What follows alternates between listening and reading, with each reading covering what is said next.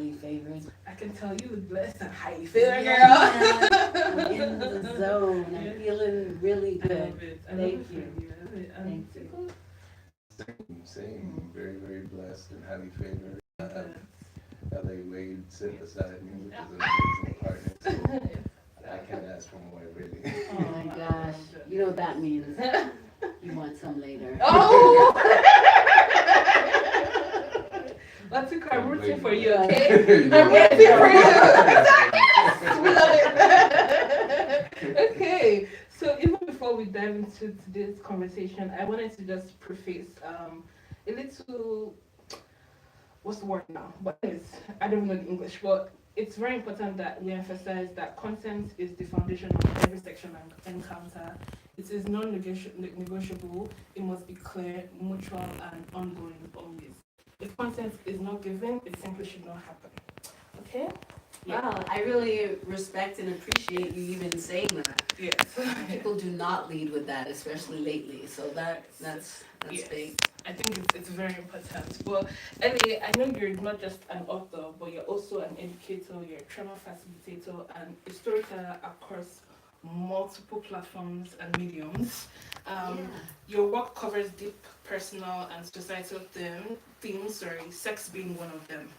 So today we're focusing on sex, but I know for you it's always tied to healing, identity, and storytelling. So, Absolutely. yeah. So straight off the bat, my first question for you today would be, what first led you to explore sex as a topic in your work? Well, thank you so much for having me here and for asking a really important question. And it's funny that you started the segment with the consent conversation because my background comes from sexual abuse. I was 5 years old when I first was assaulted, and I continue to be assaulted throughout my life, having different, it's been, I'm much older now, so, but it's like a reverb effect, where all of the things that have happened to me since I was young have been carried over, and until I was willing to face things, I always say that I took over where my abusers left off. So at some point, I stopped being abused, but then I was, in a sense, partaking in my own abuse by allowing for things to happen to me and to participate in that abuse because I just didn't know how to navigate the space. I was just talking to my esthetician, big up Elena, yesterday, who spoke a lot about, not really. She's like, you need to be in your divine feminine energy. And I said to her, you know what?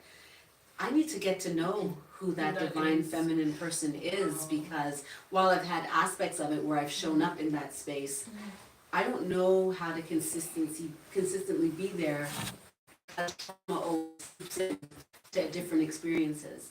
But the thing that saves me is my ability to not be afraid to look at myself and to call myself out and to really have communication around what it is that I'm going through. Wow. Thanks honestly for sharing the story, and I think what I really picked out was like your importance of accepting yourself. Absolutely. Which is something that I think is very much underrated in our society today.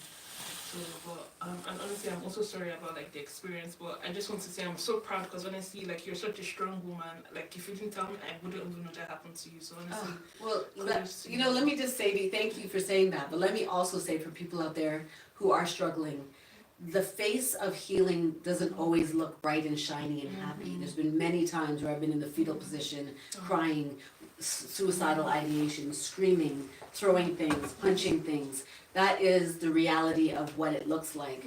But my ability to confront that ugly truth is what enables me to have the shiny, because it's that radical acceptance that this is a journey. I'm not perfect, and I've come through something.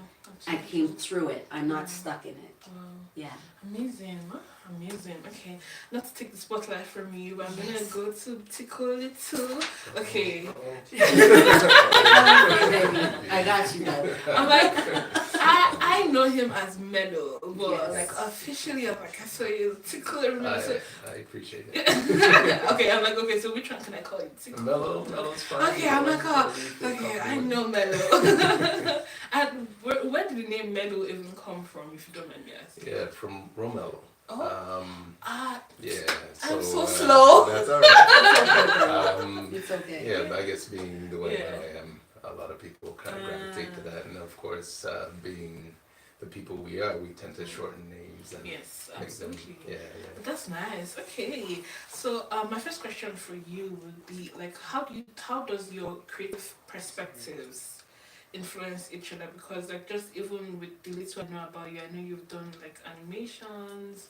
I know you've like you mentioned like you're also in like the fashion department.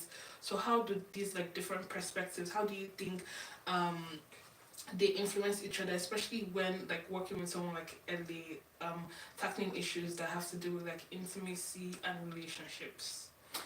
that's a really good question. Art, art, right?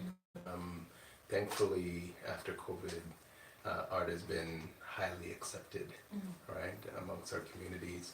And art is one of those things that really don't come from anywhere else but within, right?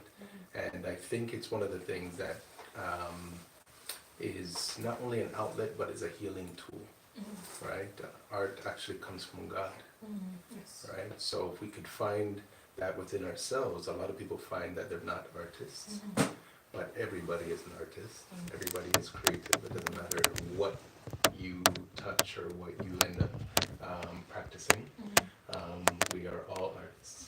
And if we look within ourselves and try to find that and exercise it more, right, then you'll find peace, I think. Love that. Yeah. And honestly, that's such I love that. like a profound It is. answer. Honestly, Because